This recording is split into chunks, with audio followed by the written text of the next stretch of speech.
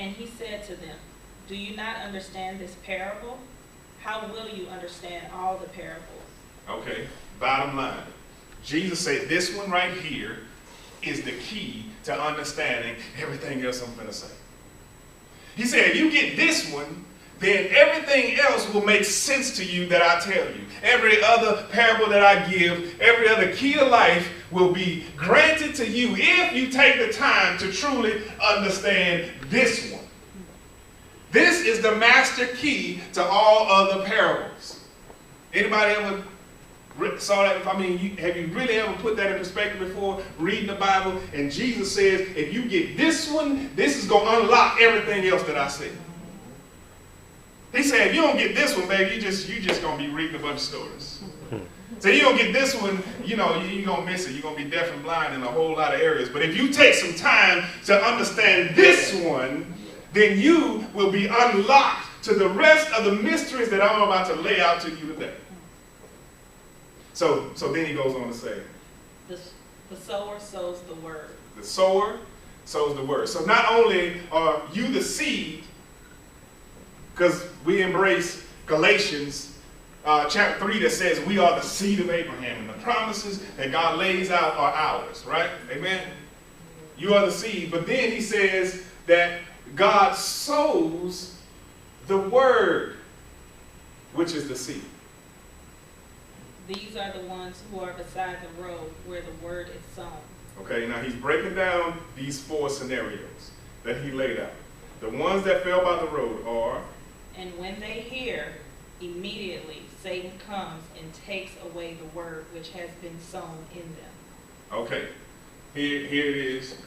This morning, we went through putting on the full armor so that we can stand against the wiles of the devil. And so Jesus just said that immediately when you receive a word, this living word, immediately the enemy comes to steal it. So let me give you some perspective on that. Satan don't care nothing about getting you. He don't want just to get you. He wants the word that has been planted in you. Wow. Because if he get the word that's planted in you, then automatically he got you. So when he comes, he's not just looking to get you. He's looking for that word that you receive. And if he can get that word that you receive, then by default, he automatically gets you. Because then he has just snatched that root from, remember the radical, the first thing that comes out, radical. So if that word produces, it becomes a radical thing in your life, he's after that. He don't want you to receive, he don't want you to experience that radicalness that God has for you. Wow. He does not want you to receive that. He don't want you to experience the growth from the word. So he's coming immediately. Right when you leave here, as soon as you say amen and it is so, he's coming for the seed. Okay? In a similar way, these are the ones on whom seed was sown on the rocky places, who when they hear the word, immediately receive it with joy. And they have no firm root in themselves, but are only temporary. Then when affliction or persecution arises because of the word... Oh, stop. Okay. We got to take this one a little slow. Because these are people who come and they hear the word and they receive it. They say, yes, this is mine. You are talking to me. You have read my mail. This is going to help me. And I am rejoicing, God, because you have just given me exactly what I need. Anybody ever been there? Anybody ever been there? This is exactly what I need. And you go home and you rejoice. And you're like, man, that was exactly what I need. And he said, but because you have no firm root in yourself.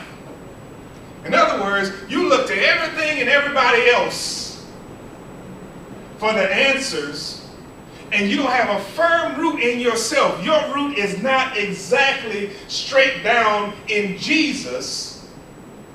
He's saying, and when life happens, when affliction comes, but this is what I don't want you to miss. What is Satan after again? Word. He's after the word, right? Satan is after the word. It says when affliction comes, why? Why does it say it comes? Because of the word. Because of the word. This is my warning to every new person that walks through that door and they tell me, Pastor, that word was for me. I tell them, well, this word is going to bring Satan to you. It says persecution comes, affliction comes because of the word. It's because of the life-giving word that you receive.